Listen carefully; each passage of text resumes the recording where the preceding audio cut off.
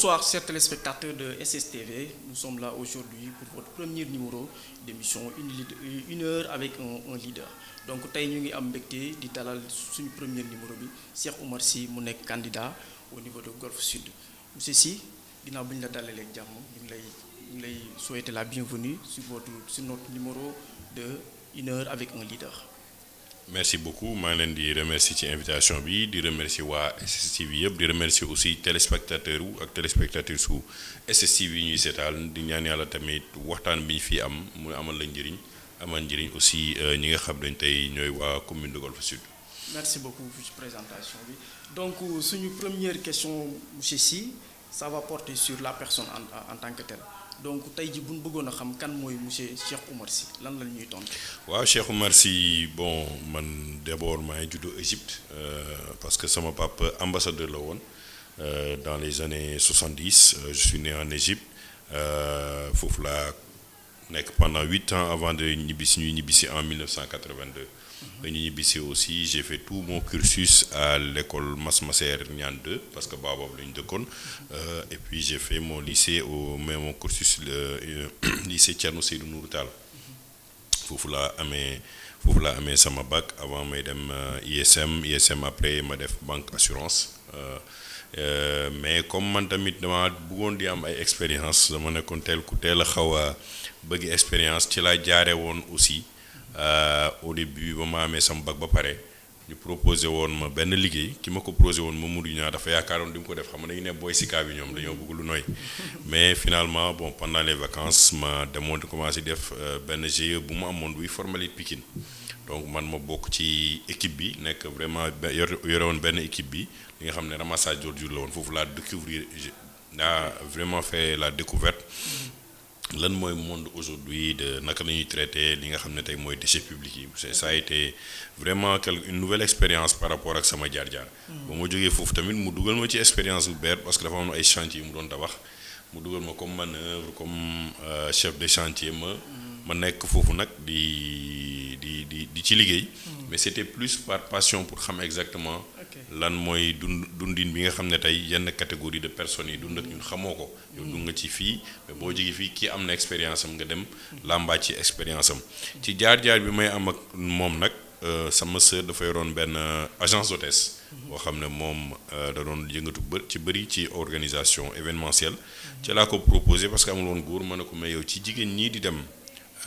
aéroport dañuy sonn dafay diis ñu nar a jël ay gan jël ay seen i bagage génnee ko sol ko ci oto yi yóbbu leen man ko fa nga wut benn góor mu ne ma mais comme yow yaa ngi ci vacances kay kaay nga jàppale ma ci laa ñëw j'étais le seul man góor bi fa nekkoon di ko jàppale ba yàlla def man maa jiite après d'accord kii boobu kuréelam boobu defi service la tuddoon ma jaar noonu foofu nag waa Gorée Institut remarqué ma j'étais très jeune da doon defal ay service di navette di leen indi li seen i gan di ñëw ba ñu remarqué ma boobu maa ngi reprendre samay cours IAM ñu fekk si ma ne ma ñoom vraiment dañu soxloon samay compétences pour ma jàppale leen ci seen liggéey au niveau de Gorée Institut fa laa jaar ñu may fayal suma jàng mais may liggéeyaale foofu en même temps ci la nag laa am ubbeeku commencé xam exactement lan mooy monde société civile ci laa rencontré ay ñoom ATT ci laa rencontré ay ñoom George Soros ay nit ay yoo xam ne yaakaaruma woon man peut-être que dans ma petite vie dans ma vie de jeunesse naa leen gaaw a rencontré noonu ak seen dayo tamit bi ñu am Johnson Sirleaf présidente bi nga xam ne Libéria maa ko accueilliroon ak ñeneen ñoo xam ne borom tur la woon mais expérience boobu ma ci laa jaar yàlla def ma am ay jafe-jafe ak ki nga xam ne moo doon directeur u institut boobu ci jamono jooju mu jël sumay bagage dem à l'aventure aux États-Unis voilà maintenant justement foofu nag la beneen étape bi di ñëw ci sama voilà ñu dugg ci beneen étape boobu donc bu ñu déggee li nga wax lépp c'est comme si que yow vous avez vraiment une enfance pénible si on peut le dire en quelque sorte. Pas tellement pénible pénible bon xam nga nag Sénégal moom boo jëlee 80% enfance yi moom du enfance bu yomb. bon c'est vrai que sant naa yàlla parce que boo juddoo sa papa nekk ambassadeur. nga am jaar-jaaru xale boo xam ne vraiment c'était stable y a pas de souci. parce que def nañu Égypte def nañu Caire def nañu Koweït def nañu le Moyen-Orient donc vraiment nga dund loolu ci xale. y a pas de souci peut-être que au retour c'est vrai au retour y avait des jafe-jafe àdduna la nag nga dund li nit ñi di dund. changement bi parce que li taxoon sax ma gën a dem dugg ci affaire u liggéey bi bon il y avait des difficultés financières à un moment ma gis samay mag yu jigéen ñu nekk di taxawu kër gi ma ne man même bu ma amee sama bac war naa mën a def dara war naa mën a jóg daan sama doole indi sama participation parce que xëy bi ma doon xëy tout le mois on ne me paye que 30 000 francs mais bu ma amee sama 30 000 francs damay jël 10 000 francs yi wala 15 000 francs yi dugal ko ci suufu njeganaayu maire bi yeneen 15 000 francs yi ma dencal ko sama bopp ci ba ma duggee ci liggéeyu chantier bi tamit noonu laa continuer yàlla may ma ba may liggéey ak sama sœur may am suma xaalis ma koy séddoo maire bi ak paa bi ba xëy jënd sama oto ñi ma doon romb ci mbedd bi di ma tooñ bu may wàcc ak sama pënd ñooy mujj di dugg ci oto bi ma leen di yóbbu donc vraiment c'était pas pénible mais vraiment sant naa yàlla parce que c'était abordable quand même. Voilà c'était abordable mais c'était aussi des moments yu lay yee ci àdduna nga xam ne c'était pas une enfance dorée mais enfance la boo xam ne xam nga ne lépp lu ñuy am ci àdduna tamit war nga ci sant sa borom quoi parce que am na ñu am yàlla moo leen ko defal am na ñu ñàkk yàlla moo ko def mais yow boo conscient ci lii moom sa warif war nga ci dox pour suturaal sa bopp loolu tamit c'est important. Voilà donc suñ jógee ci enfance bi ak aventure bi nga jot a def donc vous avez parlé un peu des États-Unis. Comment ça s'est passé une fois sur place? Waaw États-Unis aussi c'était pas de la mer à boire hein, parce que c'était une nouvelle découverte hein. Les États-Unis c'était pour moi une expérience nouvelle fekk naa fa sama ki ma doon ànd di jàngal lycée sama seex la woon muy nekk sama mag Thierno si ñu ànd ba ñu àndee tamit ñu monté fa suñu entreprise su bopp ñu nekk ñoo xam ne macha allah yàlla mayoon nañu ci fi ñu dëkkoon nit ñi nawoon nañu ci liggéey bi ñu doon fournir. Donc c'était important mais li ma découvrir aussi yàlla may ma tey peut-être loolu moo tax may am c'est le pragmatisme américain du ñu nekk foofu di layam ci ay détails dañ lay laaj lan nga mën a def résultat bi lañ lay laaj c'est-à-dire que processus bi ñuy jaar ci explication bu gudd bi ñooñu loolu lañu soxla mën nga ko def ko résultat la ñuy jaar xam nga Sénégal moom da ngay gis waa ji wax fajar ba guddi nga ne ko est-ce que mën nga jëmbat garab sax du ko mën Effectivement. donc ñoom ils sont dans la pratique Manque de thérapie qualification voilà sur les... et loolu ça m'a permis vraiment de me renforcer j'ai monté nañ fa benn société de nettoyage industriel mais on est parti de zéro dañ doon yeewu di ubbi suñu frigo amuñu dërëm li ma gën a marqué mooy à un moment dama doon yónnee samay waajur xaalis mais ñu dem ba ñu monter entreprise bi amatuñu woon xaalis ma toog 6 mois presque mënuma woo maire bi parce que amoon naa kersa woo ko parce que dama ko doon yónnee benn jour ba mu koy def ma ne sama doom dund yàlla moo ko yor da nga judd fekk ñu dund am ñu am sutura nga màgg ñu am sutura nga tekki dinañu am sutura boo amee dinañu am boo ñàkkee dinañu am sutura loolu looy gis yëpp ci àdduna yàlla moo ko yor du yow yaa yor li nga xam ne day dugg suñu gémmiñ yàlla moo ko yor loolu tamit conseil la bi ma jàpp bañ a gis ci sama bopp ne man je suis incontournable donc yàlla boo delloo lépp ci yàlla daal foog naa ne boobu sa feuille de route dina gën a yomb. La volonté divine loolu nga ñuy bëgg a expliquer. Voilà. Donc concept boobu day permettre ñu xam ne Cheikh Omar donc nekkoon na ci famille boo xamante ni vraiment c'est une famille qui adhère sur les réalités de la vie et cetera et cetera. waaw parce que xam nga tey boo bokkee ci famille bu mel ni Cheikh Omar ci famille Cheikh Omar Foutiyou parce que sama yaay quand même moom mooy taawu Thierno Mountaga Tall xam nga loolu nga jël ko côté pa bi moom tamit papa ma li yuloon Thierno Ousmane Sy ca Saint-Louis yooyu siq la tamit valeur yooyu da nga koy dund mais dund bi tamit du dund boo xam ne da ngay beewal sa bopp parce que deret bi ci nga bokk wala ci nga bokk mais si daf lay war a gën a yokk humilité war a gën la yokk yow ca pas-pas ci nga wan nit ñi ne malgré fi nga juddoo malgré yenn yi gënal wàccee sa bopp parce que yàlla defal na la benn teraanga boobu nag da nga ko war a sàmm yow sa diggante ak say nawle nga nawloo leen nga ànd ak ñoom nga won leen tamit jikko joo xam ne ñoom dinañ ne kii malgré lu mu juddu fenn loolu du ko wane li muy wane mooy li mu siq ak ñun ak jaar-jaar yi mu bëgg a am ak ñun pour jëm kanam. La personnalité de l'individu. Maintenant bu ñu déggee li nga expliqué donc il s'est passé quelque chose aux États-Unis jot ngeen fa dund benn aventure le comeback nan la demee woon. Le comeback c'était un comeback assez particulier maa ngi ko doon wax ci benn émission récemment xam nga États-Unis dama am ba benn moment ma am problème ak samay kayit yàlla def xam nga lu ñuy wax tamit lu nekk prémonition la ma am ay gént yu ma doon gént fan yooyu ma ne sama soxna man daal foog naa damay dellu Sénégal parce que sama mission fii jeex na boobu góor gi dafa sama sœur da ko woo ne ko Cheikh Omar dafa war a ñëw ñibbisi parce que am na lu koy xaar góor gi ne ko sama papa ne ko kii dafa am mission bu mission am jeexee foofu dina dellu si ma la ma la wax ci biir gént ni ma gisee sama dellu si noonu la dellu see Sénégal parce que quand même téye nañ ma dañu ñëw ma xëy wàcc liggéey service immigration bi ma dégg ñëw na fi ma dëkk ba ñu ñëwee suma dëkk ma ñëw wax ko suma jabar mu ne ma bon comme kayit yi mu ngi ci processus ak avocat bi mais kon mën na nga xëyal nga dem sa kër nijaay bi dëkk fii nga xaar foofu ba ñu dem le lendemain dañu dem ci kii bi ma fa ma dem ci sama nijaay foofu la service immigration bi ñëw fajar fekk ma julli ba pare laaj ma kayitu sama nijaay man maa doon traduiral sama nijaay moom déggul anglais mais man maa ko doon traduiral moom ñu bàyyi ko foofu ñu ne ma yoo topp ñu topp bi ñu may topp bi ma lan topp la ma dugg ci oto bi yëpp maa ngi sant yàlla parce que dem naa ñu téye ma benn 5 mois woor naa ci biir centre de détention bi mais vraiment fi ma doon toog sax dama doon gis nit ñi di ñëw ñuy waxtaan mu découvrir loo ma encore leneen alal ba ma fa jotoon am dafa mel ni aw ma ci benn regret parce que dama jël samay am jox ko sama soxna ne ko téye ko ma femme était en état mais li taxoon ma toog mooy comme sama soxna dafa nekkoon en état et da doon def benn examen de sage-femme te mu soxloon ko pour liggéeyam ma ne ko tant que amoo sa diplôme du ma dem jour ba mu xëyee yëgal ma ne am na diplôme am ba mu won ma ne ko maa ngi dellu Sénégal mu ne bëggoo toog avocat bi ma ne ko non tooguma dama am beneen mission bi may xaar ba mu ñëwee Sénégal même pas 2 ans ma nekk député à l'Assemblée nationale donc sant yàlla la donc loolu tamit da ngay sant yàlla loolu laay wax sant yàlla la rek nit na nga xam ne am nga mission di nga gis ay jafe-jafe mais jafe-jafe boo gis boo ko ëlbatee ci sa borom rek di nga xam ne am na benn buntu bu mu la bàyyil pour nga génn foofu te vraiment ba ma ñëwee tamit defuma sax 24 heures di xalaat li sama ginnaaw dama xool li rek ni sama kanam te ba léegi maa ngi ci sant yàlla bu baax a baax. justement avant ñuy dugg ci côté député beeg politique bi ban conseil nga doon jox jeunesse bi nga xamante ni tey ji jàpp nañ ni bu ñu amee ay diplôme dañoo war a liggéey dañoo war a toogaat gouvernement et cetera d'une manière très ramassée ñu am ci benn conseil par rapport à la jeunesse. waaw xam nga diplôme moom day sanctionner xam-xam c'est pas forcément di nga am liggéey.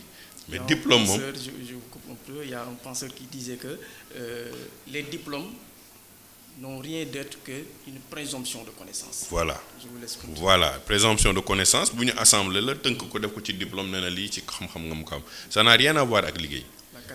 La qualification parce que ka nga bàyyi yow ba ngay dugg école. di jàng bàyyi nga benn gune boo xam ne dugg na ñu jàngal ko quincaillerie période bi nga def di jàng 15 ans yi def na ko ci quincaillerie boo génnee ak sa diplôme moom mu recruter la. Forcément. xam nga kooku moo la créer sa liggéey. Donc c'est pas diplôme bi.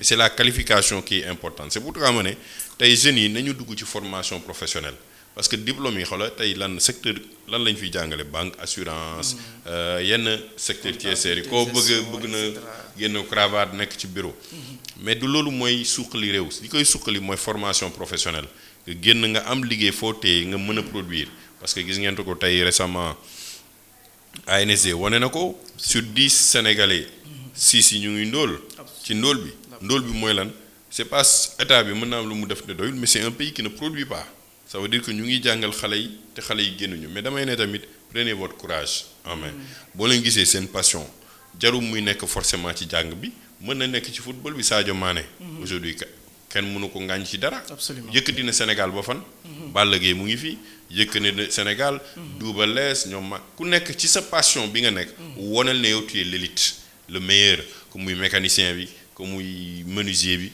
wanal ne yow loolu pas-pas boobu am nga ko pour vraiment moo ne liggéey bi ngay def dina jëriñ sa réew et je crois que le conseil que je donne aux jeunes c'est de ne pas voir la facilité et puis bu ñu am ay complexe waxtaan naa ko ci boon waxtaan keroog ma ne ñun ñooy créer ay complexe yenn saa yi jaar nga école da ngay jaar école ñun la kii nulaar la parce que yow am nga benn peut-être benn 17 sur 20 moom ñu jox ko benn 3 sur 20 te la nga fàtte mooy li ñu koy jàngal ñu ko ci làkkam peut-être que yow bu ñu ko jàngaloon ci wolof moom moo lay mën nilaar boobu dañ ko créer ci condition boo xam ne du ci làkkam ba complexe la ko ba yow mu màgg nga koy romb ci mbedd bi ne mais xoolal grand bi ñoo nekkoon wala kii ñoo nekkoon ci école mais dafa nilaaroon ndeysaan alors que condition boobu ñu ko tegoon ca ba muy nekk gune au lieu ñu jàngal ko li mu koy jàngal ci lu mu nàmpee dañ ko jàngal ci langue bu metti ci moom. C'est le système qui est. C'est le système et le système aujourd'hui exclut une bonne catégorie à cause de ça. Absolument. Donc mais boo xoolee tamit une autre marche. ña jàng ci ñi may woy les arabophones tey ñoom ñoo démener l'économie. Forcément. ñoom ay daara la ñu jaar. Serigne Boub. tey moom mooy le CCBM. CCBM juga Kébé ba mu fi nekkee. moom itamit dafa am ay jaar-jaar donc c'est pas forcément le diplôme qui forge même aux États-Unis c'est la personnalité la passion et surtout nga am dëggu ci li ngay def. Maintenant est-ce que réellement les responsabilités ne sont pas partagées parce que bu ñu xoolee une jeunesse est là mais il y a aussi le gouvernement les dirigeants de nos pays qui sont là maintenant jeunesse bi nga xamante ni jàpp na ni il lui faut des choses pour mu mën a am une qualification si par exemple le gouvernement ne met pas sur place toutes ces commodités-là qui permettent aux jeunes de pouvoir travailler, là je dirais que les responsabilités sont partagées. Oui, mais les responsabilités sont partagées à partir du bas âge parce que c'est l'État qui définit au moins la vision de la nation, la politique de la nation. Forcément. Aujourd'hui, moi je me dis que diplôme, tey Sénégalais bu nekk boo duggee école à 16 ans war nga dégg nag sa bac mais bac bi ngay génnee tamit dinañ la jàngal sa diine que nga nekk chrétien que nga nekk jullit jàngal sa diine mais dañ lay jàngal say valeurs culturelles. tey SSTV mu ngi def émission yoo xam ne mu ngi jëm ci événement màggal gi ci Sëñ Touba kan mooy Sëñ Touba kan mooy jaar yaaram mais les Sénégalais se sont appropriés ces valeurs là dañ ko xam dañ ko nàmp dañ ko léegi ñu ngi ciy wane seen i bopp. tey bu ñu defee la même chose ak yeneen tarixa yi ñu ngi koy def. ngay xam kan mooy Cheikh Oumar Foutiyou nga leen koy jàngal à la base yow lan lay jàngal ci Cheikh Oumar Foutiyou à l'école ah qui a disparu à Bandiagara ci la moom moo xeex a Faidherbe loolu da nga ci xam. mais alors que li ñu la waroon jàngal ci Cheikh Oumar jàngaluñ la 0,0,0,1% muy neenu ci El Hadj Malick muy noonu ci El Hadj Ibrahima Niass yooyu moo war a nekk suñuy valeurs yi ñuy jàngale à la base ci école boolewu ci nag science technologie ñu favoriser yi nga xam ne loolu moo soxla tey c'est quand même pas c'est impensable ci ère bi ñu nekk yow ak tablette yu ñu am nga dem gis université xale yi nekk ci suuf lampe yi ñuy jàng ay fascicule ci ay ñi nga xam ne tey boo tapé ci Google gis ko. ñu lay jàngal ay superficie wu Russie. ay di la jàngal lac Ontario. di la jàngal yoo xam ne yow ñoom duñ ko jàng yow ñu koy jàngal yow. xam nañ ne boo tapé internet tey gis nga ko donc pourquoi aujourd'hui ne pas revoir tout ça ce volume. programme et cetera qui n'a pas d'impact sur économie bi nga teg ko fële. nga xool fi nga war a teg ci mbay bi ci agriculture bi ci science bi ci technologie bi ci gouvernance numérique bi. ñu ngi dem ci ressources minérales yi yooyu mu nekk suñu piliers yi ñuy jàngal xale yi ils seront compétents pour ñoom même bu leen état bi joxul liggéey ñoom dinañ xam fu ñu teg seen i tànk. xam naa foofu di leen fi ñëwaat ci tuuti mais dañuy dugg ci Cheikh Omar en tant que homme politique depuis quand la Cheikh Omar commencé dugg ci politique. maa ngi ci dugg ba ma ñibbisiwaatee États-Unis dafa fekk ne ba ma nekkee États-Unis dama wax ak sëñ Mansour Sy Djamil ma dégg ko c'est quelqu'un de très pertinent kenn koo xam ne yàlla may na ko xam-xam bu xóot ba pare généreux ci en plus parce que vraiment dégg ko ci benn émission Sud FM ca laa laajte bon personnellement xaw ma sax sama goro la parce que vraiment son frère moo takk sama mag bu jigéen mais boo ma laajtee waxtaan ak moom j'ai pris ma décision ma ne ko la ma lay wax rek destin la rek xaw ma woon sax ne période boobu naa ñëwaat Sénégal dama ko ne xaw ma kañ laa ñëw Sénégal mais bu ko yàlla defee bu mu ñëwee Sénégal dinaa la jàppale parce que valeurs yi ngay véhiculer ci mu jógee ci assise nationale ak li nga wax li ma dégg foog naa ne loolu bu nekkee teg nañ ko ci yoon Sénégal mën na jëm kanam loolu moo tax ba ma ñibbisee Sénégal dama ñëw bokk ci bésu ñaak ñu dugal ma ci directoire bi man maa toppatoo woon à ce moment lépp luy communication ànd ci ak ay jeunes yu xarañ Babacar Sow Medoune Dieng Binet Beng ñoom ñëpp xam nga ay Ahmed Adja ñu def ci liggéey bu xarañ parce que bésu ñaak est parti de rien du tout mais gëm-gëm la woon gëm-gëm ak ay valeurs ñu doon véhiculer foofu laa duggee ci politique te tànnuma tamit sama bopp nekk député ba ñuy def liste yi man mosuma yëkkati sama loxo pour ne dama bëgg a nekk député dama ñëw ñu dugal sama tur ci liste yi ma ànd ceeg sëñ Mansour Hélène Tine man ak Aw Mbodj donc loolu tamit nekk loo xam ne dafa am solo nga am jaar-jaar ak nit ba egg ak moom assemblée nationale da nga war a continuer pas-pas boobu ak valeurs yi nga xam ne mouvement moo la tax a jóg. voilà dugg assemblée nationale découvrir lu bees bay découvrir d'abord ne yow en tant que sénégalais ñu tànn la ci 16 millions ne la wala 14 millions jamono jooju ñu ne la yow représenté ñu. da nga war a am éthique da nga war a am valeur da nga war a doylu da nga war a mën a tamit xeex pour wane lu tax nga nekkal fa askan ba. man nag dama xaw a libre comme j'ai un parcours de société civile. donc j'avais une approche société civile dans mon travail. yàlla may ma j'ai pu mettre en place pas mal de choses y compris le réseau pour la bonne gouvernance des ressources minérales bi nga xam ne moo doon càmbar lépp luy pétrole gaz Scott Mine nekk naa secrétaire exécutif du réseau pour la protection de l'environnement du Sénégal. Mettre en place le réseau aussi pour les jeunes parlementaires du Sénégal. nekk fa le point focal benn programme mu USAID bu ONG 3D doon liggéey. kon xam nga ne pertuma sama temps ba ma nekk assemblée nationale bu nekkee loolu yëpp tu vas te demander Cheikh Oumar naka la amee temps gérer toutes ces activités là boole ci liggéeyu parlement bi nga xam ne mooy vote des lois budget yooyu yëpp vraiment c'est une bonne expérience mais lu xawoon diis la quand même. xam naa duñu continuer ci dynamique boobu dugg ci problème yi am ci législature et cetera mais dañuy wax ci base bi. au niveau de commune Golf Sud. Cheikh Oumar est-ce que am na base bu ko mën a permettre tey ji mu taxaw ni dafa bëgg a nekk maire. ah Cheikh Oumar de bokkoon na élection 2014 ba ma nekkee élection 2014 je crois que boobu sax maa ngi soog a dëkk ci Golf Sud sur les 15 liste génn naa 5e. sur les 15 coalition ou bien non c'est une bës du ñàkk moo ko lii doon amoon na coalition la woon mais coalition bi li ci ëppoon mooy bës du ñàkk y avait taxaw temm aussi y avait MRDS mu am na coalition mais ki koy jiite xam nga la ñuy xool kan mooy Cheikh Oumar Sy. mais des fois voilà aussi tamit mu am mouvement bi. waaw mouvement bi la xam nga mouvement bës du ñàkk moo ko porté laa la wax. Cheikh Oumar Sy kan la mu ngi ànd ak Serigne Mansour Sy Djamil. donc pourquoi je vous parle de ça mooy. dañu gis 2014 vous m'avez parlé. 2014 seetlu nañ ni ñi ci ëpp ñu nekkoon maire ci grande coalition yi ne moo taxoon ñu nekk maire. donc loolu moo tax mais l'histoire se répète. l'histoire se répète. comment ça. coalition Yewwi Askan Wi du grande coalition la ñu woowee seen bopp. gëm sa bopp.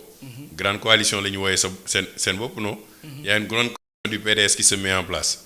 kon l'histoire se répète li xew 2014 mooy xewaat 2021 fu ci ñu jëm ci élection parce que tey aujourd'hui il y a la coalition Benno Bokk Yaakaar c'est tout le temps les coalitions qui sont là aujourd'hui kenn demul natt sa bopp yow kese c'est-à-dire kenn demul boo nee tey am na ñu am base naa la ne waaw la Diop am na base am na moyen parce qu'il fait partie de l'appareil de l'État. Néné Fatoumata Ndeye elle est ministre loolu dalay jox ay avantages. parce que am na fooy tibbee dara ñëw jox askan bi wala xaalis booy joxe wala ay financement mais boo génnee sphère Benno Bokk Yaakaar bi amul opposition bi ñu bëri mënuñu def loolu amuñu moyen def loolu.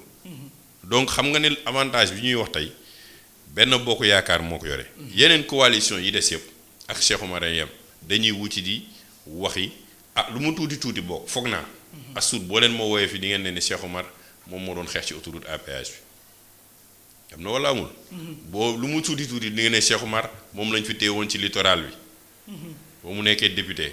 dellu si moom ak ñoom Michel Mendy ñu ñoo liggéey beneen aar suñu littoral bi nga xam ne ñu ngi xeex pour bande de filao bi. donc loolu maa ngi ci. waxuma nag liggéey bi nga xam ne def nañ ko ci saytu yeneen projet de loi pour intérêt Sénégal. mais xanaa lu mu bon ñaar wala ñetti nit ci biir commune bi nañ xam ne kan mooy Cheikh Oumar Sy ba nga xam ne en 2014 xamuñu ko woon noonu. donc am na jaar-jaar ma la ca des tamit mooy travail de base bi ngay def booy dem seeti nit ñi. est-ce que nit ñi aussi tamit. voilà dégg ñi ni Cheikh Oumar 2014 defoon na lii Cheikh Oumar defoon na lii defoon na ex loolu doy na pour nga mën a combattre les têtes dont vous venez juste de citer que ça soit Lat Diop Néné et cetera. non doyul bu doyoon kon dañuy toog suñu kër rek duñ dine acca nañu jéem a xool naka la ñuy préparé doyul da ngay dem ci askan bi man dama nekk candidat Cheikh Oumar Sy pour dem wax askan bi lii laa proposé xam nga jeexital bi mën nga nekk maire mën nga bañ a nekk maire mais nit ñi dinañu jàpp parce que élection cycle la nit ñi mën nañu faral benn nit ñu gis ne erreur la élection bii di ñëw Abdoulaye Wade ñaata temps la def 27 ans pour egg au pouvoir yombul mais defalu ko Macky c'était plus rapide moom moins de 3 ans donc nit ñi ça dépend yenn saa yi ni ñu lay nattee mais mën a nekk élection bële am na ñu jàpp wala ñu gis ñu la ne kii li mu wax ci programme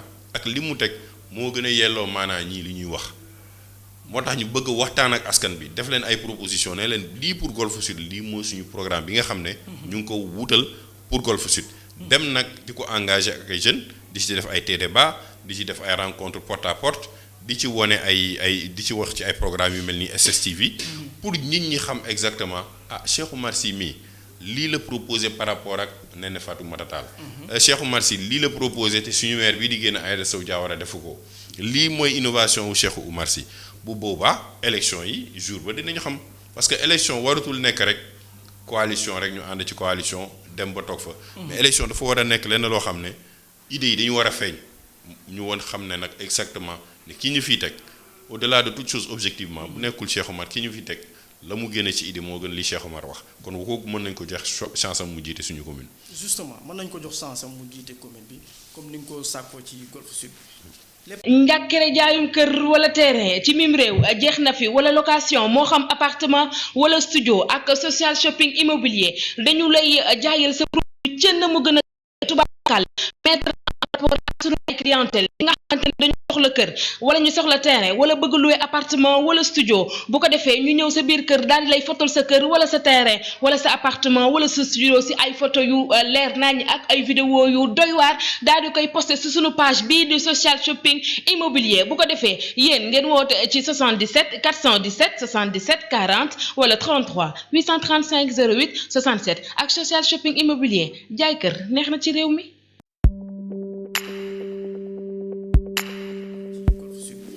Les problèmes au niveau de votre commune. Bon, le premier problème, en fait, c'est que la mairesse yàgg na fa Aïda Sow Diawara, je la respecte beaucoup. C'est mon collègue la woon Assemblée nationale. te foog naa boo xasee ba def na fi 12 ans léegi donc war nga mën a joxe lang yi pour que nañ ñëw te population Golf Sud li ñu lay wax yëpp mooy ñun de ba mu nekkee 2014 ba léegi.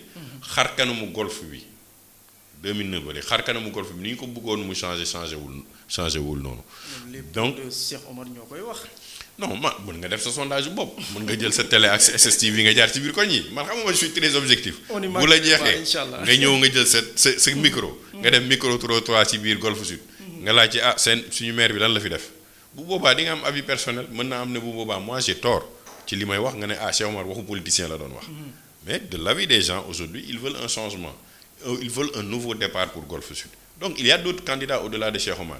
Lat Diop a ngi fii nee na Fatoumata Tall mu ngi fii Ibrahima Diop mu ngi fii waa Pastef tamit peut-être ñu ngi fii ñeneen ñu ngi fii mais loolu mooy tax moom ci boppam ñu war a mën a seppi ay bilan am ñu xool lan la ma ci baax wala baaxul pour xool ñeneen ñi lan lañ fiy indi foofu la ñu toll. xam nga tey boo jëlee Golf Sud c'est 4,1 kilomètres de côte c'est 36 quartiers. problème bi ngay gën a dégg ci Golf Sud unité 1 ba 6 dañu mel ni bokkuñu Golf Sud c'est un îlot. te loolu c'est problème ba léegi maire bi mosu ko réglé xam nga loolu mu ngi fa problème d'assainissement yaa ngi foofu ci biir commune bi ñu ngi am ba tey problème mu pavage bi tey diggoon nañ ko jeexagul ba léegi. gisuñu donc même si au niveau de l'économie loo xam ne tey Golf Sud génnee na ci boppam dama lay jox benn information bu gën a terre à terre. sa tablette mi ngi na leen. demal nga tappe commune de Golf Sud. benn information boo ci am mooy 113 000 habitants. depuis 1996 amuloo benn renseignement sur l'économie de Golf Sud mais naka ngay développer commune boo xam ne mairie bi mën a la renseigner sur ses habitants sur son modèle économique sur son modèle social sur les forces et les faiblesses sur son secteur de santé sur mais man mi toog France fa nekk benn partenaire nga ne da nga bëgg a def partenariat ak man la ok d'accord ma ñëw taper sama ordinateur ma def Golf Sud gisuma benn information. Cette même chose je le fais pour une autre commune en Afrique Côte d'Ivoire. ma gis ko damay ne non ñii bu ma demee liggéey ñoom damay sonn parce que awma benn renseignement mais bii ma dem mi au moins seen portail jox na ma déjà le nombre de personnes d'habitants le nombre d'handicapés le nombre de centres de santé le nombre d'écoles. loolu mooy li nga xam ne moo njëkk a war ci commune même bu dul Golf Sud commune bu nekk commune rek war nga renseigner li nga xam ne tey parce que loolu mooy portail bi déjà. en tant que administration balaa ngay liggéey yow balaa ngay ne lii laay def. mais il faut nga am ay données mooy développer di boo amul ay données.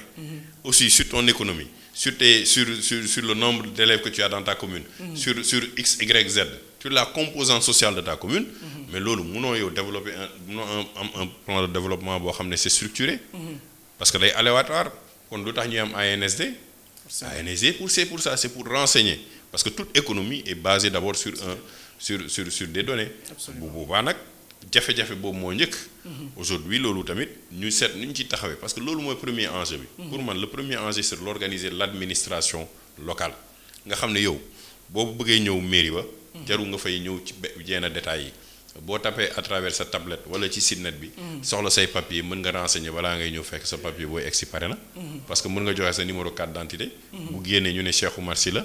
ñu jox la rendez-vous 15h ñu la ñëw nga jëlal sa këyit wala bu nekkee jëloo sa kayit mën nañ la ko parce que technologie bi moo la ko permettre. Justement, vous avez parlé de la technologie. Maintenant, sur tous les problèmes là dont vous venez de citer au niveau de Golf Sud, quelles sont les solutions que Cheikh Omar en tant que prétendant être maire au niveau de la commune? Solution mu njëkk bi maa la ko njëkk naa la ko jox mooy réorganisation de l'administration, la moderniser. D'abord l'administration locale. Non, xam nga tey wax naa la ko. La première chose qu'il faut faire avec l'administration locale, c'est faire une enquête bi nga xam ne moom mooy renseigner toute l'économie de Golf Sud. nga xam ne loolu mooy sa base yow de travail. xam ko ba pare di nga am sa calendrier de travail tey booy dem mairie ma di nga xam lundi mairie bi lii lay def mardi ñii lay recevoir mercredi ñii lay recevoir jeudi lii lay def vendredi lii lay def samedi lii lay def. nga xam ne toutes les catégories troisième âge ASC imam ñoom ñëpp dinañu xam déjà kañ la ñu war a dem mairie bi ak kañ la ñu war a gis maire ci bii problématique. parce que mairie tamit c'est comme le président de la République mënul nekk Sandaga. bu ko defee tamit après boo amee les bases de données. Man, le programme que j'ai mis en place, que je parle, c'est un programme phare pour moi, c'est le programme de fonds d'inclusion, fonds inclusif de développement économique local et d'épargne solidaire. Parce que suñu communes yi dañoo am économie solidaire. C'est des communes yoo xam ne amul entreprise yu mag, amul société yu mag. xoolal Cambérène bi si dema benn entreprise bu mag fii ci Cambérène amul ay marché nga fi am. golf ay marché nga fa am. amul ay kii donc yooyu taxul problème yi nga xam ne mooy la mairesse am. waaw mais est-ce que def na ci solution bi laa lay indil. aujourd'hui la base du programme Fidèle mooy tey ñun ak suñuy partenaires dinañ lever entre 100 ba 500 millions yoo xam ne. c'est pour les toutes petites entreprises et le secteur informel. am na ay entreprises yoo xam ne mënuñu dem ak seen tuuti waaye dem di wuti ay prêts mais bu boobaa bu ko. mairie bi accompagner am ay fonds de garantie dina la ne par exemple ci ce projet bi ñu lay accompagner dina lay dimbale nii nga koy fayee ñu nekk say garantie mais dañ la koy jëndalee par exemple marchandise xam nga boobaa du jël xaalis bi mën nga ko jël xaalis mu am ngénte sa genre yi am benn xew solu benn bassin bu rafet dem lekk xaalis bi toog après ne naka laay fayee mais marchandise bi ñu lay jox ne la en plus de ça parce que épargne la ñu wax mensuellement lii ngay gagné dinañ ci génnee temps pour mu nekk sa épargne parce que commune day am épargne kër day am épargne yow boo feebaree te amoo loo denc nga dem ne xaaral moo Cheikh Omar mu yónnee ma benn 10 000 wala benn kat day xaawi sa sutura mais boo amee épargne parce que tous les petits marchands là mënuñu dem am ñu reverser seen épargne à l'IPRES parce que conditions yi mën na am mu diis mais bu leen mairie bi accompagner ne leen boo leen verser 1000 francs ñun dinañ leen jàppale 500 francs de plus mais day fekk tamit mu bokk seen économie sur les recettes fiscales. L'innovation c'est quoi? Mais la technologie te permet aujourd'hui même kii di jaay gerte ci sa biir koñ mën nga ko dindil dara mais mën nga def ak QR code yi nga def ku nekk moom nga dindi ko mais nañ ñu fekk nag la nga leen di jëlee ci ñoom nga reverser leen ko ñu gis ko ci biir commune bi donc ça c'est l'investissement le côté sportif tey Malibu amul Sénégal Malibu boo nee Malibu foo mënta dem fan lañ lay wax golf parce que ça fait référence à la plage de Malibu. Absolument. Donc aujourd'hui à partir de 17h muy Cambérène bi yëpp nga remonté ko fan lay jeunes yi di dem ca plage bi di sport di football di basket di def lu ne basket sax duñ ko mën def lu parce que amul espace yu leen permettre yu basket ak loolu donc il faut mettre ces infrastructures là sur place nga xam ne pétanque c'est un jeu qui est très prisé nga ne football mu ngi fii tey boo jëlee de Sagna Diop fii la dëkk de Sagana fii la dëkk basket mën na indi contribution Balla Gaye fii la dëkk pour qu'on fasse aujourd'hui de la plage de Malibu une référence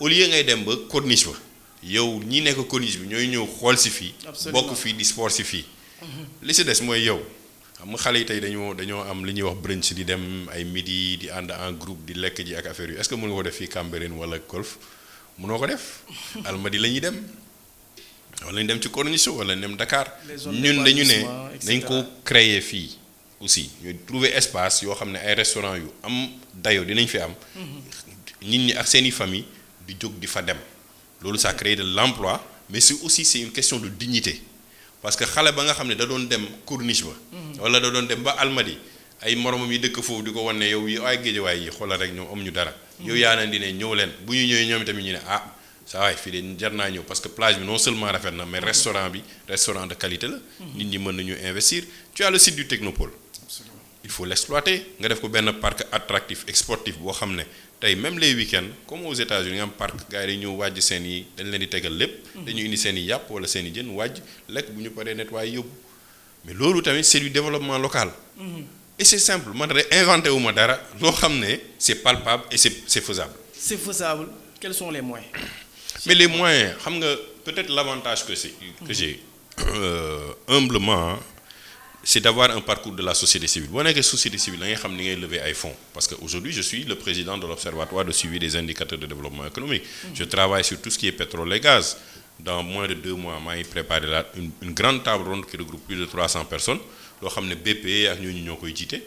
Mais da ngay liggéey ak ñoom objectivement ci lii demal sa dëkk kanam mais aussi dañ lay jàngale ci yeneen activités yi ngay def naka ngay lever fonds changement climatique bi lan fan ngay jëlee fonds bi reboisement wu goxu géej am na foo xam ne fi nga koy jaaree pour lever fonds yi. projet yi ngay wax boo ko structuré ban bailleur moo la koy jox yooyu ci mairie yu ci bëri. amuñu ñu nga xam ne dañ leen di spécialiser pour lever fonds pour la commune alors que tu as le partenariat public et privé. Absolument. lu xam nga lan lañ doon def. li ci ëpp lan la jumelage lañ lay wax jumelage de ville. jumelé nañu telle ville ak telle ville mais jumelage amul benn impact. Folklore seulement. folklore la diw beeg diw bi rek nekk nañu ay xarit.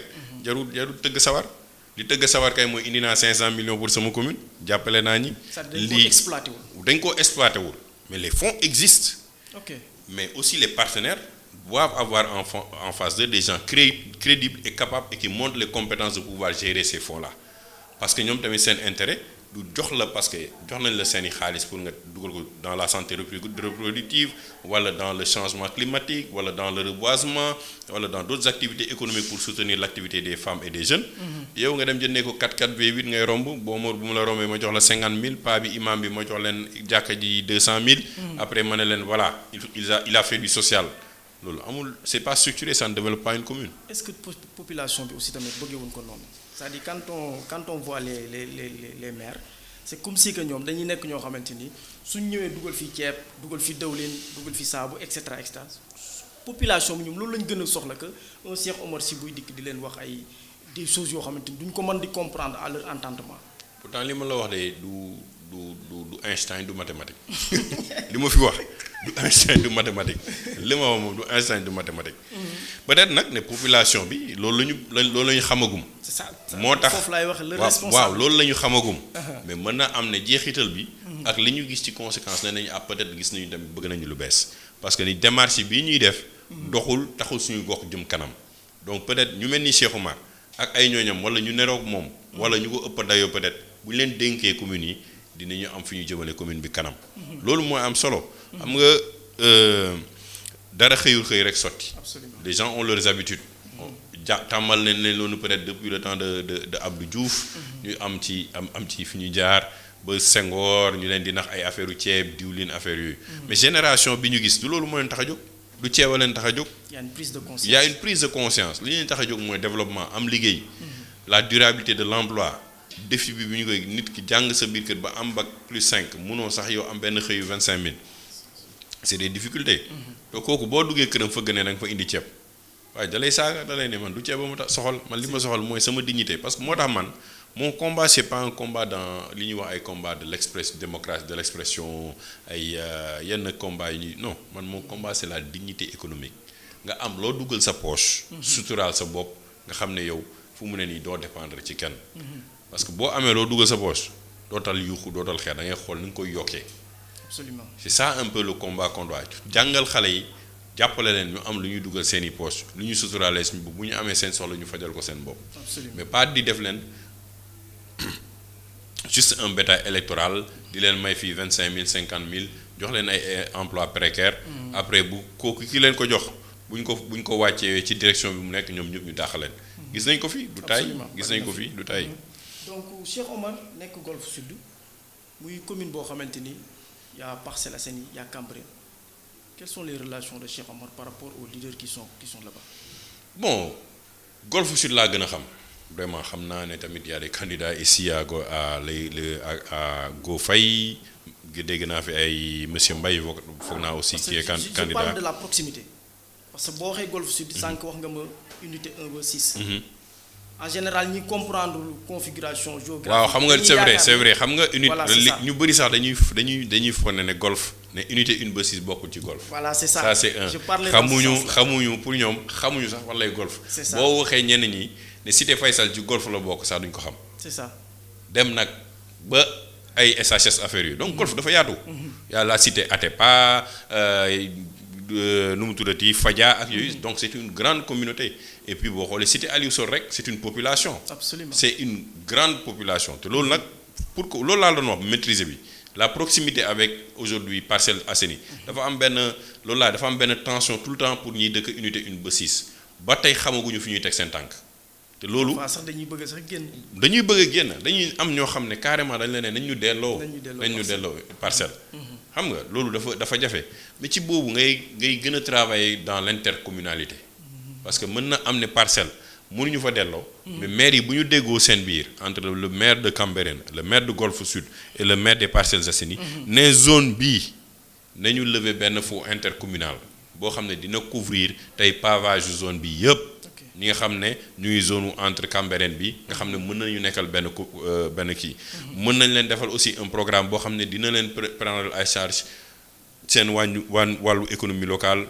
par rapport au secteur informel ñu xool ñu leen employé. peut-être que benn commune bi kese du ko mën a def. absolument mais ñetti communes yi bu ñu boole seen doole xool yi seen i difficulté parce que quand même Parcelles Assainies c'est pas du lu ndaw. ci lu ndaw c'est l'une des plus grandes communes de Dakar. donc loolu tamit dañ ci war a bàyyi xel bu nekkee ñun kese on est 130 000 quelques habitants imagine Parcelles Assainies c'est une grande commune. loolu tamit aujourd'hui ñun wax nañu sax ci suñu programme nañu am benn annexe boo xam ne na fa maire bi nekk au moins 2 fois par semaine foofu mooy ci biir unité 1 ba 6 bi. ñu gis seen bopp bu nekkee 3 jours yi mu ngi Golf Sud 2 jours yi mu ñëw côté boobu toog parce que tamit mag ñi imam yeeg yenn association yi yenn GIE de femmes yi mënuñu di déplacer wu dem ba ca kaw pour seeti maire bi mais boo amee benn annexe boo xam ne mu ngi ci biir unité 1 ba 6 non seulement tu leur donnes du respect wala ci biir ngeen bokk mais bu ñu amee seen i jafe-jafe ak seen i soxla xam nañu ba yan jour lañ lay fekk pour nga jox leen seen gëdd. Pourquoi je vous parle de ça? Moi, il y avait le problème au niveau du marché de Mambéignan. Il y avait ces problèmes-là. Or, on avait entendu que la population dafa am ben rôle bu ñu ci doon suy ñii ni dañuy jëm côté parcelle ñoom ñoo leen koy gérer ñii ni côté golf ñoom ñoo leen koy gérer donc du coup présence bi ñu amoon mooy Moussa Sy lañ doon gis de trop le maire des Parcelles Assainies. Donc est-ce que loolu indiwul woon frustration par rapport ak la population du mu leen di pousser ñu bëgg a génn golf dem aux Parcelles Assainies. waaw mais loolu parce que dañu gisul taxawaayu maire bi xam nga maire mën nañu am problème mais dañu war a toog di ko waxtaanee parce que la indi woon coow li mooy lan l'application de l'acte 3 de la décentralisation. du foofu rek la yem. ci biir Guédiawaye yëpp amoon na problème yooyu non marché bi ci ñun la bokk non marché bi ci ñaareel mi bàyyi la bokk non marché bi Wakhinane Nimzatt la bokk yooyu yëpp saa yu am na fa ay tension yu métti. loolu c'est l'acte 3 de la décentralisation moo ko indi. loolu nag même bu acte amee maire yi war nañu am intelligence boo xam ne dañuy toog seen biir ne écoute lii dañ ko war a liggéey parce que recette la rek. naka la ñuy bokkee recette bi après ñu séddoo ko population bi waruñu yëg sax ne am na problème. mais boo xoolee marché yi moom laa lay wax données dafa am solo boo defee recherche di nga xam nombre de cantines yi fan la ëppee. waaw daf lay may base. mais tey amoo données yooyu kon doo xam ndax marché bi côté bii la ëppee wala marché bi côté bii la ëppee marché bi lan lay régénérer yan type de marchand ñoo nekk côté bi ak yan type de marchand ñoo nekk côté bële. donc di nga xam aussi la valeur des recettes fan la ëppee. nga mën a def compense waaw d'accord mën na peut-être que parcelle mën na jël un peu plus 55% bàyyi kii 45%. mais am na loo xam ne tamit parcelle dina ko delloo waa golf donc loolu c'est tout le temps c'est moo tax l'intercommunalité l'intelligence de pouvoir discuter. de trouver des solutions au-delà de toute partisanerie. dafa am solo. voilà Cheikh Omar commune gérer ko yombul bu fekkee ni dañu basé wu ci suñu commune yi ñu gis ni par exemple commune Cambérène golf bariwul ay redevance yoo xamante dina mën a permettre gestion commune bi yan partenariat nga mën a teg yu mën a dalal xelu nit ñi que ni Cheikh Omar une fois élu mën a dimbali ci côté sport bi côté éducation bi et cetera. wax naa ko sànq xam nga lépp loo gis yenn saa yi dafay tënk ci expérience wu na nga mën a fonder na nga mën a créer ay partenariats xam nga l'acte 3 de la décentralisation ak surtout aujourd'hui le partenariat public-privé mën na la may ay piliers ay moyens yoo xam ne da ngay lever ay fonds loolu dafa am solo loolu nag da ngay xam ni nga koy jaayee da ngay xam ni ngay le marketing li ñuy wax le marketing territorial. parce que li ma wax sànq ñun amuñu ay entreprise ay dëkkuwaay la ñu am. absolument ñu bëri dañu ñëw fii tëdd nelaw. mais y a une économie boo xam ne guddi lay am lekk ak naan bi ñu bëri. ci guddi gi la ñuy am. absolument c'est une économie très puissante boo xam ne tamit dañ ko war a jël en charge mais yow ci sa bopp en tant que maire yaay defar benn programme boo xam ne da ngay ne man j'ai l'obligation pendant ces 5 ans là ou sur les 3 ans de lever 1 milliard. 1 milliard yi fan lay jaar nga wone ne yow partenaire bii ci lii lay liggéey. naa dem jaay ko lii pour sama commune. ñi changement climatique la reboisement la naa fa dem lever benn 500 millions d'euros man lever naa 2 fois fonds pour au niveau de l'Assemblée nationale te pourtant député simple la. réseau bi ma yore woon lever naa $200,000. ak Mamadou Lamine Diallo ànd ceeg Mamadou Lamine Diallo. beneen réseau bi nga xam ne tey maa ngi ci yoroon REPES levé naa fa 400,000 euros yi ma bàyyi sama ginnaaw. pour la question de reforestation. donc yooyu yëpp dafa am solo nga xam ay jeexital yi ngay xam ak buntu yi ngay ubbi pour partenariat bi ak ni ngay jaay sa commune. te tamit nga wutaale ay partenaires ressources à l'interne yoo xam ne ñooñu tey. au niveau du sport tudd naa ko sànqal de Sagana Diop nekk na aux États-Unis xamee nañ ko ci basket mu ngi tey ci équipe de basket bi ci la bokk Sénégal di leen gunge am na ay buntoom mais bu ñu ko offrirul tey opportunité moom mu indi partenaires yooyu. du ñëw Balla Gaye boo ko doon indi chaque mois mu génn gune yi gis ko ñu motiver ci sport bi. ñu def benn festival agriculture chaque année mu am fi. da ngay jaay sa commune. tey boo waxee Qatar lan moo koy jaay football. Brésil ñu wax la le festival au-delà de Pelé xam nga yooyu tamit boo waxee Bordeaux on te dit le vin yooyu tamit c'est des foog nga yow nga xool ci sa identité loo xam ne bu ñu ko tuddee yow rek buy nee Malibu ñëpp a daw si Malibu parce que tey ñu ngi fay waaj a jën am nañu ay cabano yu rafet jàkkaarloog géej gi guddi boo fa ñëwee am na sécurité police municipale baa ngi dox loolu on le vend comme produit de marketing nga générer xaalis boobu xasee ba dox commune bi am day plus-value de recette bi day yokku. Cheikh Omar nekkoon na député. Actualité oblige. Qui doit être député? C'est la grande question que tout le monde se pose. Kan moo war a nekk député? La constitution telle qu'elle définit le député, tout le monde peut être député. Parce que amul fenn fu ñu bind ku jàng mooy nekk député. amul fenn fu ñu bind tamit. sama question comprendre nañ ko su ma nee qui doit être député je ne parle pas sur les critères d'écriture ou bien de la constitution. non moom laa lay wax. dañuy wax qui doit être député damay définir ne constitution. may na sénégalais bu nekk mu nekk député. parce que tënkul lan mooy député. dafa ne yow na nga nekk citoyen sénégalais tu peux être député. léegi nag qui doit être député peut-être que li indi événement yi mooy waral peut-être ñu xalaat léegi qui doit être député. Voilà, c'est parce ça, que l'expérience bi ñu am ci assemblée bi ñun ba ñu nekkee 12e législature nee nañu ko l'une on est l'assemblée la plus nulle xanaa bii l'assemblée la plus catastrophique la ñuy wax parce que ñun au moins dégguñu ñu ci yenn scandale yi dégguñu ci passeport dégguñu ñu ci yenn problème yi nga xam ne tey ay blanchiment d'argent yooyu yëpp ñun dégguñu ko ci. donc ñun au moins même si on est nul donc on accepte ñun nul nañu. kon bii c'est catastrophique. léegi nag à partir de catastrophe boobu. bu catastrophe amee ngay raser waat lépp nga génne ay critères nga ne le député sénégalais doit avoir tel et tel critère. mais bu ñu ko tënk tamit ci li ma wax sànq ay jàng. parce que de mon expérience personnelle j'ai vu ay personnes yoo xam ne jàng nañu am diplôme yu gën a kawe mais ña nekk seen gox te jànguñu xam seen gox. la ñu doon intervenir assemblée nationale ñoom intervenir ko ni ñu doon taxawalee askan bi pour indi cause yi ci commission technique yi ñooñu indiwuñu ko. donc c'est pas le diplôme qui définit le député. mais c'est son engagement par rapport à son terroir. maintenant li ëpp solo ci député mais son indépendance par rapport ak ni ñu koy falee. parce que nga dégg député diw laa diw moo ma fal moom laay jàppale du loolu député c'est le député du peuple donc bu nekkee député la c'est le député du peuple tu dois aujourd'hui à travers mode de scrutin bi ñu war a xalaataat. pour tabb député il faut que kooku sentir ne indépendance am na c'est pourquoi man ba ma génnee assemblée nationale qu'est-ce que j'ai demandé j'ai dit dañu def assemblée régionale boo xam ne chaque région da ngay am 10 députés bu boobaa ngay wax assemblée nationale parce que chaque région joxe na 10 députés au niveau local comme ay primaires lañu ba ñu génn parti bu nekk mën nga participer mais population yi fa nekk ñoo la votel ba xam ne ni ñun ñi ñoo tànn ces 10 députés là ñuy liggéey suñu budget au niveau local. xam suñu problème ak maire yi fa nekk xam suñu problème ak gouverneur bi fa nekk ñu jël budget boobu tënk ko ñu yóbbu ko dajale ko au niveau national ñu am benn ligne budgétaire ñu ne comme 14 régions yi am na génne nañu ku nekk chaque année ku nekk dina la jox ci bindu député yooyu bu ñu delloo seen au niveau régional. dañuy saytu liggéey bi ñuy def au niveau régional mais yow mii dëkk Saint-Louis jarul ngay ñëw bu Dakar pour seet si Cheikh Oumar Sy parce que cette député mu ngi sa gox mais ça crée aussi de l'emploi parce que dañuy tabax institution foofu. il faut nit ñi liggéey il faut mu am personnel il faut x y z. man ci sama proposition tamit bokkoon na que tey le budget du Sénégal c'est 4500 milliards mais dès le début sans aucune distinction ñu ne chaque région a 100 milliards. c'est 1400 milliards. c'est même pas la moitié du budget du Sénégal lan lay créer. ña doon xeex si yëpp seen Dakar pour wut ay marché bu ñu xamee ne fële am na marché. am na liggéey dañuy dellu seen région. forcément moom moo indi exode bi yëpp ñëpp Dakar. mais bu amee xaalis bu ñuy tuur.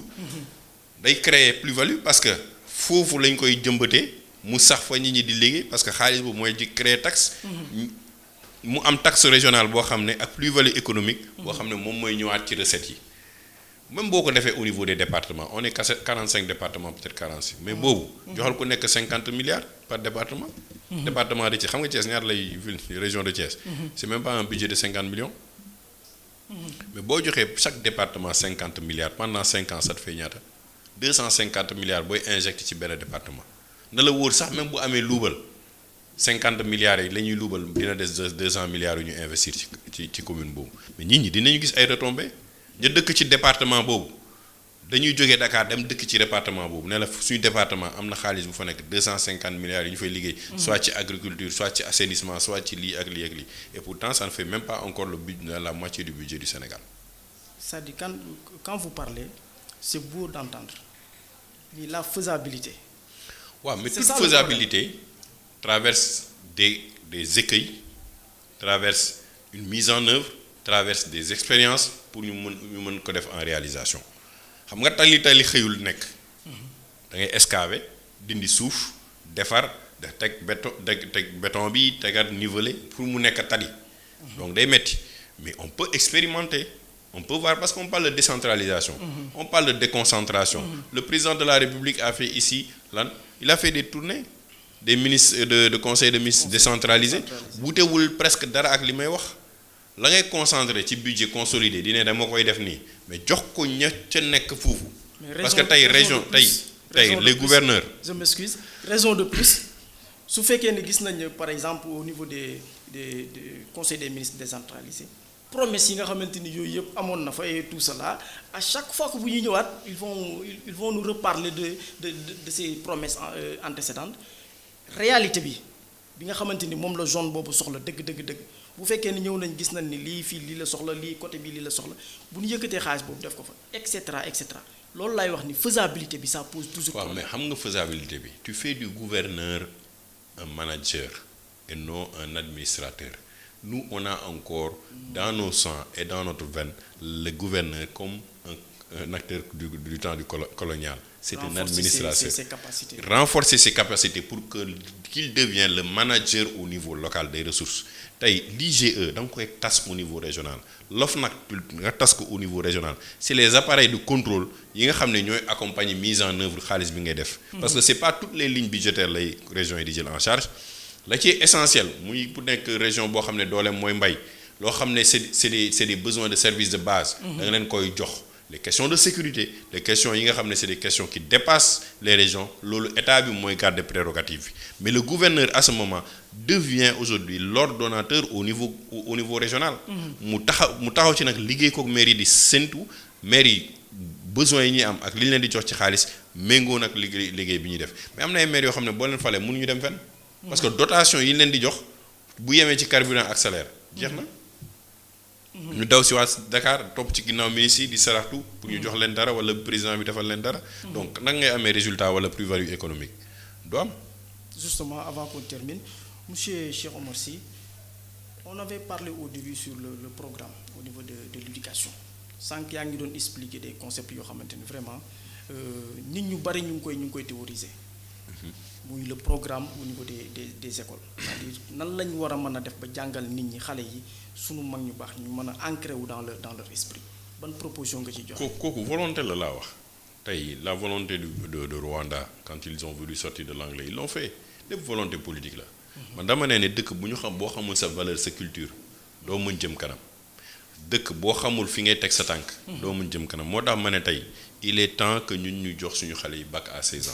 bac boo xam ne dafa am fondation religieuse chrétien musulman ñu orienté leen science technologie mais les valeurs culturelles ñu inculquer leen pour ñu xam seen bopp ñu xam fu ñuy teg seen tànk parce que dëkk bu développé tamit ci valeur culturelle am la développé mën nga jël n'importe quel dëkk am na loo xam ne ñoom en tant que culture dañ ko téye mu nekk seen culture ñu gëm ko moo tax seen dëkk yi am doole bu jógee foofu la ma wax la ci amul solo yépp ñu teg ko fële ñu orienté wu dans la technologie et dans la formation professionnelle. Mais loolu aussi, c'est une vision, c'est celui qui est le chef de l'État qui doit l'imposer. Parce que même si le maire aujourd'hui, ci sama programme li ma mën a wax dinaa renforcer qualité de l'enseignement au niveau communal pour accompagner les élèves.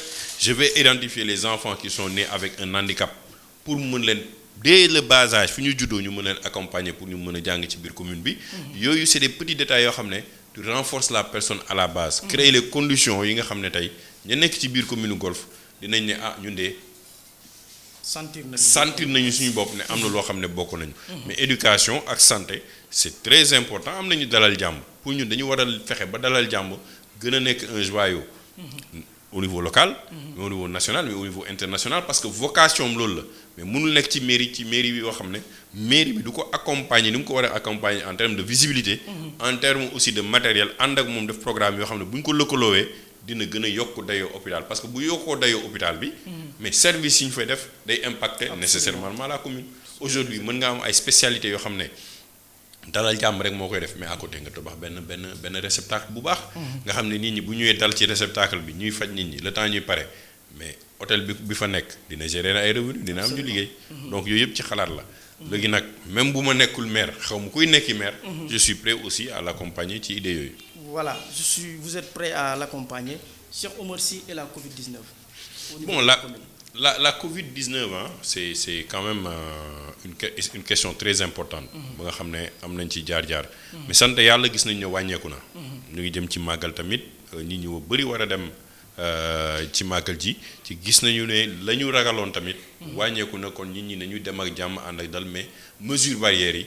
ak yenn mesures yi nga xam ne sëñ Mountakha di xalif bi waxee na ko nit ñi jëfee parce que aussi vaccination bi egg nañu plus de 1 million au début nit ñi ils étaient réticents mais gis nañu même aujourd'hui ci Magal Touba bi am na ay points yi nga xam ne teg nañ ko fa pour ñii bu ñu amul woon fan la ñuy gisee doses yi bu ñu eggee ba foofu ñu vacciner leen donc la Covid nañ ko combattre parce que du benn xamaguñu vague bi dina am 4e vague wala ñaanuñu ko yàlla 4e mais comme egg nañu ba tey y a moins de décès wàññeeku na bu ñu yaakaar ne jeex na nañu continuer di combattre la pandémie am na loo xam ne nag bon ay jaar-jaar bu nekk da nga ciy tirer expérience suba mën na am beneen feebar mais le dispositif yi ñuy teg au niveau sanitaire di ci sant ñi nga xam ne ñooy vraiment le service de la santé seen taxawaay mooy war nañ leen gën a dooleel wala leen gën a parce que boo amul wér-gu-yaram mënoo taxaw def fii sa émission mënuma taxaw man di ne dama bëgg mairie Golf Sud donc wér-gu-yaram dafa am solo ci dëkk te moom itamit c'est un des piliers du développement de l'économie de notre pays. Monsieur Cheikh Omar Sy ñu ngi ci sunu terme de l'émission tey boo doon tëj ci yan kàddu ngay tëjee.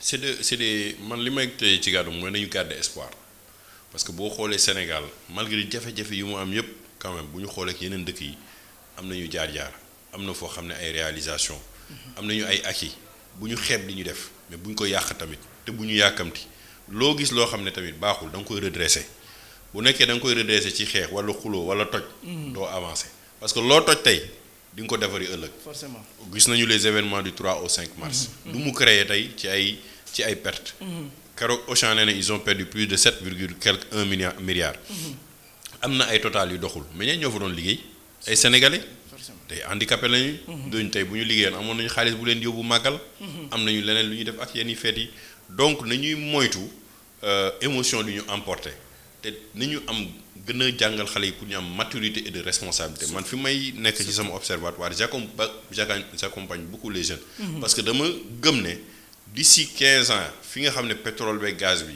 foofu lay ëppee doole jeunes tey yii tey ñoo fay nekk. ñoo nekk ay responsables. donc moi je crois au leadership éclaté c'est pas dire toppal Cheikh Oumar. déedéet naka la ñuy àndee ñun ñëpp ba nga xam ne ñun diñu am doole fi ñu jëm. ñu mën ko parce que gis nga tubaab yeeg ñun ñuy wutee. ñoom dañuy dem concerté wu def lu ñuy def ñu toog xam fu ñu dem teg seen tànk ñun nag dañuy bëgg a jiital kenn mu waxal ñu ñun ñëpp alors que concertation bi defuñu ko. ba xam exactement fan la ñuy teg suñu tànk donc nañu favoriser ce leadership éclaté là nañu fexe nag na même ci biir commune de Golf Sud bu ñu waxee benn mécanicien ñu mun ko dudd Sénégal ñëpp ñu ne c'est le meilleur mécanicien vient de Golf Sud le meilleur menuisier vient de Golf Sud Balla Gaye vient de Golf Sud De Sagana Diop vient de Golf Sud gis nga loolu day jox référence ak ay commune bi ak da koy jox benn plus-value boo xam ne suba ña xamuloon Golf Sud wala bëggoon ni dañ ne man te ma dem dëkki Golf Sud parce que dégg naa lu rafet ci Golf Sud mu nekk un bonne porte d'entrée pour Guédiawaye bañ a xeeb seen bopp et surtout rendre aux jeunes aussi leur dignité parce que yenn saa yi dañu ne ni ci banlieue bi lañ dëkk donc lii ak lii alors que c'est pas vrai banlieue ak dëkk si gaaba yam na nga jëriñ sa réew rek moo am solo. rendre les jeunes leur dignité mooy nekk concept bi nga xamante ni moom la Cheikh Oumar Sy di prôner au niveau de Golf Sud donc mu nekkoon suñu invité tey suñu premier numéro un leader une heure avec un leader donc ñu koy sant di ko gërëm di leen jox rendez-vous à la prochainement. D'ici là, portez-vous bien avec les programmes de SSTV. Merci.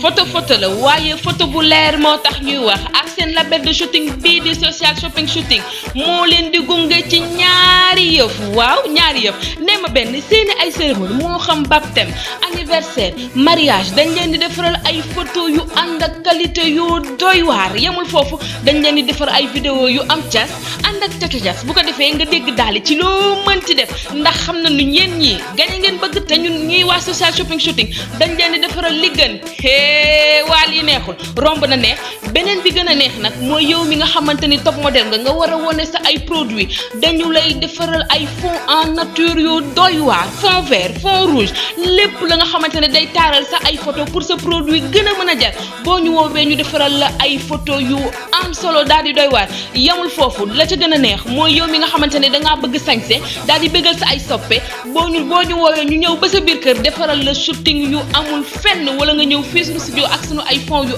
am solo ñu defaral la ay shooting waaye yow lii tam neex na de li gën a neex tubaab fakal la boo ma wooyee ma wax la ko ci 77 417 77 40 wala 33 835 08 67 ak social shopping shooting waaye dama ni ay photo day leer ànd ak qualité. Photoman photographe photoman